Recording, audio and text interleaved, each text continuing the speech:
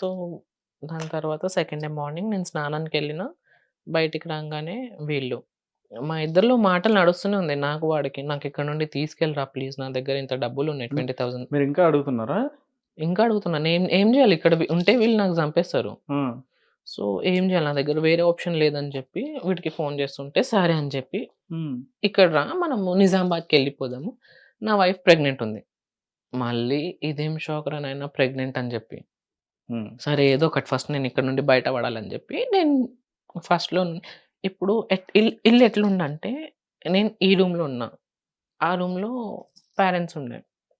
So, బయటికెళ్ళాలంటే వాళ్ళ ముంగట నుండే నేను ఉరకాలి. ఓకే. సో, అంత టకటక అని మనం ఉరకలేము ఫస్ట్ ఫ్లోర్ నుండి గ్రౌండ్ ఫ్లోర్‌కి.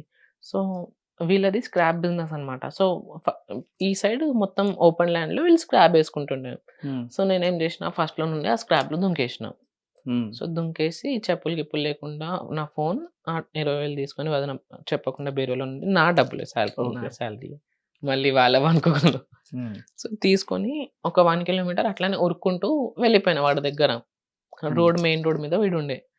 థాంక్ గాడ్ ఇప్పుడు మొత్తం క్లియర్ అయితుందిరా దేవుడా! అనుకోని బండి వాడిట్లా కిక్ గొట్టిండు. మా అన్న ఇట్లా నా కాలర్ పట్టుకొని కింద పడేసిండు.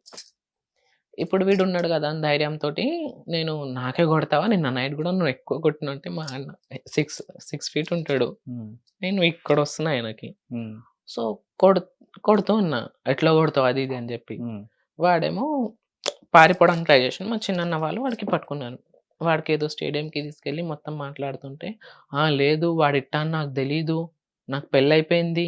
నా పెళ్ళాం ప్రెగ్నెంట్ ఉంది. మా మామ సీఐ. హ్మ్. నేను చూసుకోవడానికెళ్ళాలంటే" హ్మ్. అవన్నీ స్పీకర్‌లో నాకు వినిపిస్తుంటే, మెయిన్ రోడ్ నుండి ఇంటి దాకా నాకు కొట్టుకుంటూ తీసుకెళ్లారు ఫ్యామిలీ మెంబర్స్ అందరూ. హ్మ్.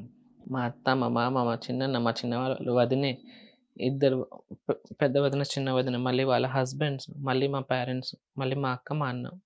11 మెంబర్స్ కొట్టుకుంటూ తీసుకెళ్తే, నేను వెళ్ళిపోతాను. నేను ఉండను. నాకిట్లాంటి ఫీలింగ్స్ ఉన్నాయని జెప్పి ఇంట్లో ఎళ్ళినాక మొత్తం జెప్పేసిన. నాకిలాంటి ఫీలింగ్స్ ఉన్నాయి. నాకు అబ్బాయి బట్టలు నాకస్సలు నచ్చట్లేదు. హ్మ్. నేను మారిపోతానని చెప్పి అది జేస్తే మా మమ్మీ వచ్చేసి కోపంలో "నువ్వు మారిపోతావా? వచ్చేస్తే ఎట్లా? సరే నీకు ఆడపిల్ల బట్టలేసుకోవాలి గదా! తీసుకో" అని చెప్పి గాజులు తీసి నా మొహం మీద కొట్టింది. మొహం మీద కొట్టి చీర తీసుకొని "కట్టుకో. నీకు గల్లీలు గల్లీలు నేనే తిప్పుతాను. కట్టుకో" అని చెప్పింది.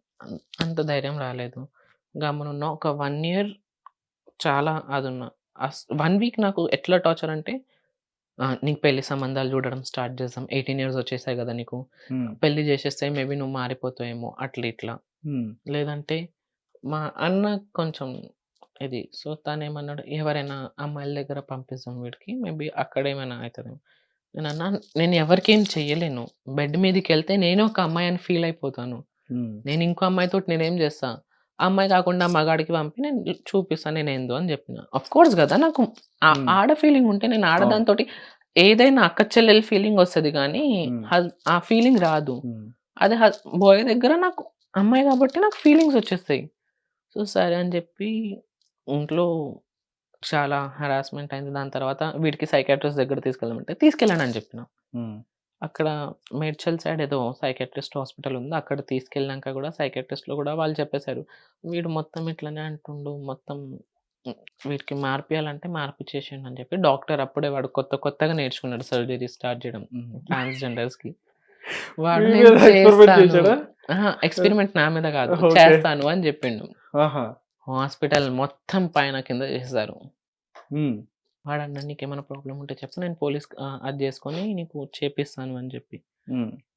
అస్సలు యాక్సెప్ట్ చేయలేదు. వద్దురా బాబు! డాక్టర్ డాక్టర్‌కి గూడా పడ్డాయి. హ్మ్. "అట్లా ఎట్లా జెప్తావు? నాకు తెలుసు నా కొడుకు మగాడు.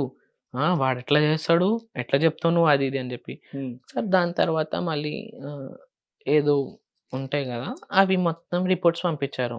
ఓకే. సో, దాంట్లో గూడా నిల్. పుట్టరు పిల్లలు అని జెప్పొచ్చింది. సరే అని జెప్పి 1 ఇయర్ తర్వాత ఎట్లనో అట్లా జాబ్ జేస్తా అని జెప్పి మెల్లగా బయటికొచ్చాను. సో, మళ్ళీ మా డ్యాడీ నాకు ఫోన్ గుంజుకున్నారు అప్పటికి నాకు. 1 ఇయర్ అయింది ఫోన్ లేదు. అప్పటికే చాలా ఒక పెద్ద సీన్ క్రియేట్ జేసేసిండు వీడు నా మీద. ఆ పర్సన్ ఎవరు ఉండే నేను రిలేషన్‌లో అవును. బయట అందరికి జెప్పేసిండు. Like he is the person who is ఇంట్లో పట్టుకుపోయిండు. ఇంకా మనందరికి ఓపెన్ జేపిస్తాడు అది ఇది అని జెప్పి. సో, హ్మ్. నేనన్నా నేనెందుకు జేయిస్తా? బయటికి రాంగానే కాల్ చేశాను వాడికి. బయట ఫ్రెండ్స్ తోటి. సీ నేను ఇంత సఫర్ అయ్యాను గదా!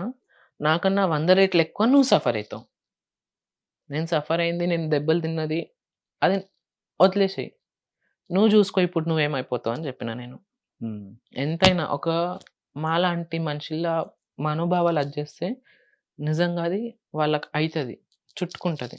అవును. సరేనా? సో, బయటికొచ్చాను. మళ్ళీ నేను లైఫ్ అది జేయడం స్టార్ట్ జేసినా. దాని తర్వాత 3 మంత్స్ తర్వాత I got a call like అరే! వాడు జైలుకెళ్ళిపోయిండు అని జెప్పి. ఓకే. హ్యాపీ. ఎందుకెళ్ళిండు అని జెప్పి. I hmm. Was not happy. హ్మ్.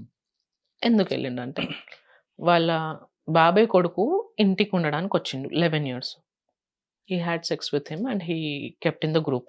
ఇట్లా సెక్స్ చేశాను నేను తనతోటి. వీడికిట్లా బ్లీడింగ్ అయింది. అది ఇది అని చెప్పి మొత్తం గ్రూప్‌లో పెట్టిండు. సో, ఆ గ్రూప్‌లో ఉన్న ఒక పర్సన్ డైరెక్ట్ ఎళ్లి పోలీస్ స్టేషన్‌లో కంప్లెయింట్ పెట్టేసిండు. Like he abused 11 years of boy అని చెప్పి.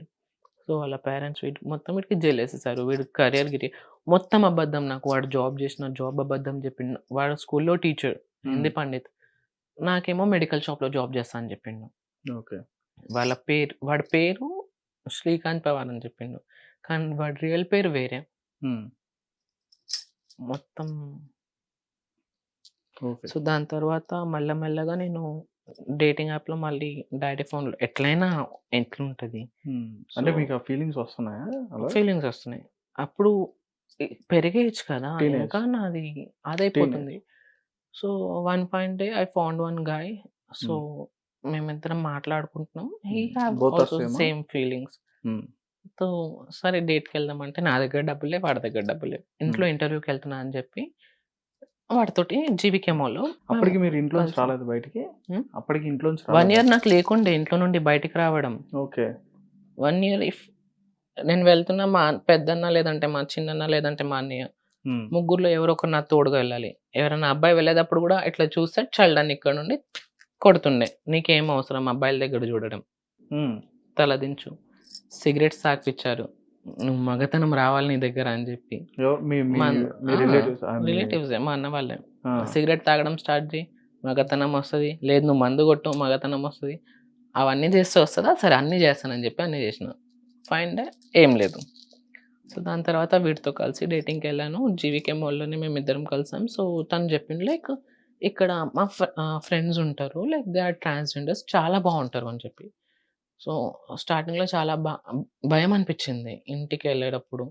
సో, ఇంటికెళ్ళినంక అక్కడ మా మమ్మీ ఉండే. ఇప్పుడు. ఇప్పుడు ఎవరితోటో నేనున్నాను. ఆ మనిషి.